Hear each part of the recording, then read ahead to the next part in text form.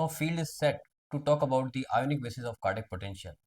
Now it's time to know about its players, the sodium current, the calcium current, the potassium current, and the last one, the funny current. Sodium current is governed by two factors, that is the conductance or permeability of the sodium ions and the electrochemical gradient acting on the sodium ions. So we can write sodium current is equals to permeability of sodium ions multiplied by the electrochemical gradient acting on the sodium ions. This we have discussed in the previous chapters. In this slide, we will discuss about the specific features of the sodium permeability. Sodium permeability, as we know, is governed by channels. In case of cardiac muscles, the sodium channel is the voltage gated sodium channel, also known as NAV 1.5. These channels have two types of gates: activation gates and inactivation gates.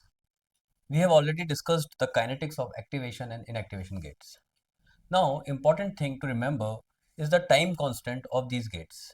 Time constants tell us about the dynamics of the gates, how fast they close or open. So, for activation gates, the time constant is 0.1 to 0.2 millisecond. And for inactivation gate, time constant is about 1 millisecond. So, from this, you can interpret these gates are very fast gates, and that is the reason we call them the fast channels. Sodium channels are known as fast channels, and they are responsible for the zero, phase 0. This is the phase 0 in atrial, ventricular, and Purkinje fiber. Now, talking about calcium current. Calcium current is again governed by two factors, that is the calcium permeability and the electrochemical gradient acting on the calcium ions. So we can write calcium current is equals to permeability of the calcium ions multiplied by the electrochemical gradient acting on calcium ions. Now permeability is governed by two types of channels. One is L-type calcium channels and another one are the T-type calcium channels. As far as L-type calcium channels are concerned, they have two types of gates, activation gates and inactivation gates. So what you have to remember is the time constant of the activation gates, that is about 1 millisecond, and time constant of the inactivation gates, that is about 10 to 20 millisecond. So we can see in comparison to the sodium channels, their time constant is more. It means they are bit slow. So that is the reason these channels are also known as slow channels. And these channels are responsible for the phase 0 of the SA node and AV nodal cells. Now, as far as T type of calcium channels are concerned, they are they have a minor role. We can say they are activated when membrane potential is less than minus 30 millivolt. So they help in the phase 4th of the SA nodal and AV nodal cells. Now we will talk about the potassium currents. Potassium currents are of many types. We will take three types of currents one by one. So first of all, I will take the delayed outward rectifier current.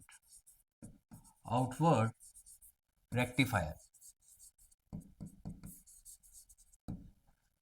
Same current is depend on the permeability of the some channels multiplied by the electrochemical gradient of potassium ions. So as far as channels for these currents are concerned, these channels belong to voltage gated potassium family. This is a family. These channels have only one type of gates, that is the activation gates.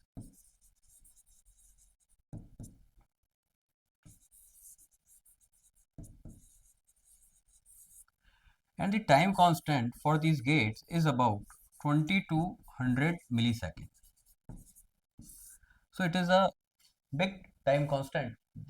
It means these channels or gates take long time to open or close. So that is the reason these are known as the delayed. The another thing, delayed outward rectifier. Outward means they predominantly move the current outside. This current is usually responsible for the phase 3 of the slow and fast cardiac potentials. Now talking about the second variety of potassium current, this is known as transient outward rectifier current.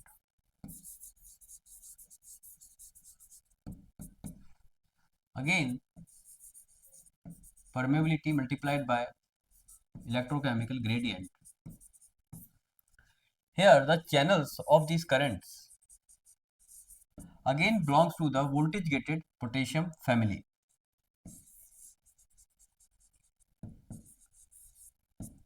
One important thing is that these channels have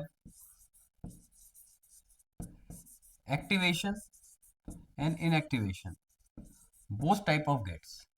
And these inactivation gates have got a very small time constant. Small time constant. So we can say they have a rapid dynamics. And that is the reason they are responsible for the first phase of fast action potential. This is the first phase of the fast action potential. So the current responsible for this is the potassium transient outward current.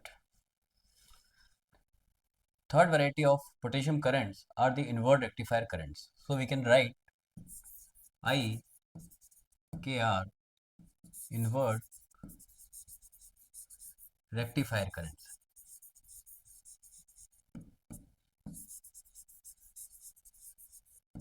Again, we can write here the permeability of the respective channels multiplied by the electrochemical gradient of potassium ion. In this case, the channels responsible for these currents are G protein activated inward rectifying potassium channels.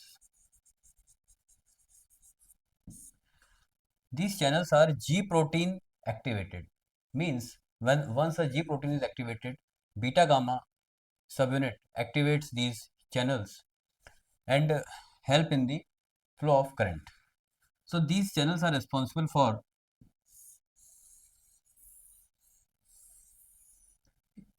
in the phase fourth of the slow cardiac potentials. Here they cause hyperpolarization, or we can say it decreases the slope of the phase fourth and cause decrease in the heart rate. This is the mechanism governed by the parasympathetic system over SA node and the AV node. The last variety of currents is the funny current. If you understand the gating kinetics of the channels, you will find there is nothing funny about the funny currents. So I will just write IF for funny currents. As we know, any current is governed by two factors. One is the permeability. So I will write here the permeability of the funny channels. We will talk about the channels multiplied by the electrochemical gradient acting on these ions. So I will write Vm minus E reversal. So now you will think what type of ion flows inside these channels. So these channels are non-specific channels. These are non-specific cation channels. So sodium and potassium both can flow through these channels. So that's why we have written here the E reversal. E reversal is basically the average of the ENA and EK, means Nernst potential of sodium and potassium ions. So the channels responsible for these currents are known as HCN, means hyperpolarization activated cyclic nucleotide gated channels.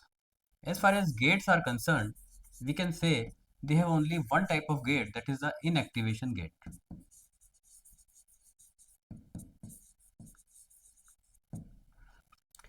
To understand their behavior, I will draw a graph for their kinetics where I will take the potential on the x-axis and the fraction of open channels over y-axis. What we have learned for the inactivation gates of sodium channels is that the graph of the inactivation gates is something like this. Means as the potential increases, inactivation gates start closing. The same happens here, but at a more negative potentials. So we can draw like this. Means we can say if this is minus 60 millivolt. So these channels you can see here, once the potential of the cell goes towards the negative side or it hyperpolarizes, these channels starts to open. So that is the reason these are known as the funny channels. So I hope you understand the specific features of different channels in these slides. Now we will talk about the ionic basis of cardiac potentials and we will talk about all the currents simultaneously.